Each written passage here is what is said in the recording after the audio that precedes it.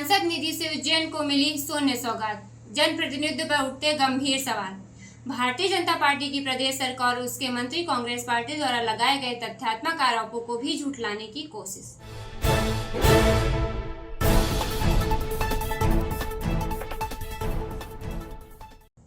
आप देख रहे हैं खबर नेशन शालिनी शुक्ला के साथ। उज्जैन के सांसद अनिल फिरोजिया एक बार फिर जनता के बीच चर्चा का विषय बने हुए हैं, लेकिन इस बार वजह कोई विकास कार्य नहीं बल्कि उनकी सांसद निधि के उपयोग पर उठ रहे सवाल हैं। तथ्य और सरकारी आंकड़ों को कांग्रेस प्रवक्ता संतोष सिंह गौतम ने उजागर करते हुए बताया कि सांसद अनिल फिरोजिया को सांसद निधि से अब तक 9 करोड़ 80 लाख रुपए में से मात्र 76,68,921 रुपए के कार्य ही अनुशंसित किए, जो कुल निधि का महज 8% से भी कम है। सुनिए। साथियों नमस्कार। आपने देखा होगा कि अक्सर भारतीय जनता पार्टी की प्रदेश सरकार और उसके मंत्री कांग्रेस पार्टी द्वारा लगाए गए तथ्यात्मक आरोपों को भी झुठलाने के लिए उन्हें मनगढ़ंत करार देने की कोशिश करते हैं। इसलिए आज मैं सरकारी आंकड़ों के माध्यम से ही उज्जैन के सांसद श्री अनिल फिरोजिया द्वारा उज्जैन लोकसभा क्षेत्र में सांसद निधि से अब तक कराए गए कामों की ओर आपका ध्यान आकर्षित करना चाहता हूँ।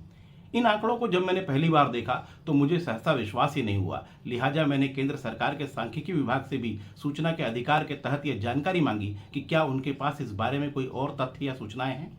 तो उन्होंने भी मुझे अपने जवाब में कहा कि mplats.sbi के डैशबोर्ड पर जो जानकारी उपलब्ध है वही अंतिम जानकारी है। फिर मैंने भी यह विश्वास किया कि ई गवर्नेंस और डिजिटल इंडिया की बात करने वाले प्रधानमंत्री जी के राज में कम से कम एक जिम्मेदार वेबसाइट पर जो जानकारियां उपलब्ध है वह सही ही होंगी।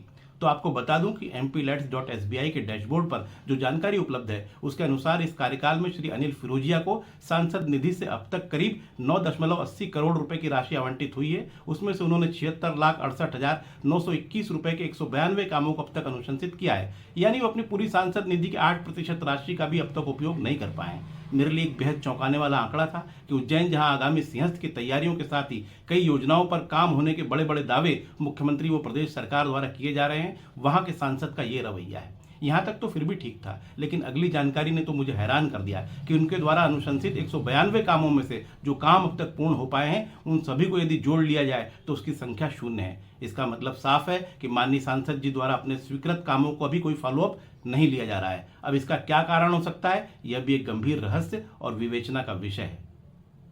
तो इन आंकड़ों और प्रामाणिक तथ्यों के आधार पर यह तो स्पष्ट रूप से कहा ही जा सकता है कि सांसद अनिल फिरोजिया द्वारा सांसद निधि से उज्जैन को अब तक 0 सौगात मिली है। और इस एक उदाहरण से यह अंदाजा भी आसानी से लगाया जा सकता है कि जिस मध्य प्रदेश ने लोकसभा की सभी 29 सीटों पर भारतीय जनता पार्टी के उम्मीदवारों को जिताकर सांसद बनाया है, उन जीते हुए सांसदों ने अपने क्षेत्र के विकास के प्रति जो रवैया अपनाया है वो कितना निकृष्ट, अकर्मण्यतापूर्ण, गैर जिम्मेदाराना और जनता के प्रति घोर उदासीनता का एक ज्वलंत प्रमाण है।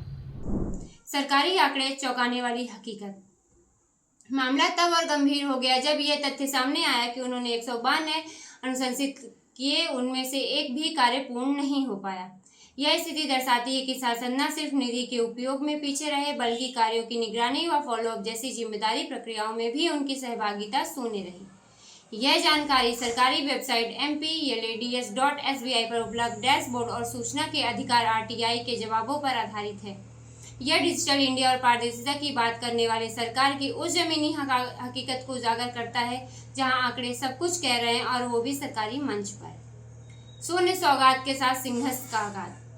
उज्जैन, जो कि अगले सिंहस्थ महाकुंभ की तैयारियों के लिए देश भर में चर्चा का विषय बना हुआ है, वहीं दूसरी तरफ सांसद द्वारा निधि का ऐसा न्यूनतम उपयोग एक नैतिक और प्रशासनिक प्रश्न बनकर उभरा है।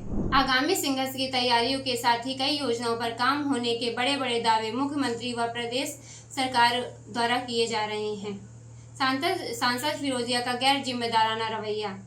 अनिल फिरोजिया का यह रवैया न केवल स्थानीय स्तर पर विकास को बाधित करता है बल्कि यह संसदीय जवाबदेही के मूल भाव को भी कमजोर करता है।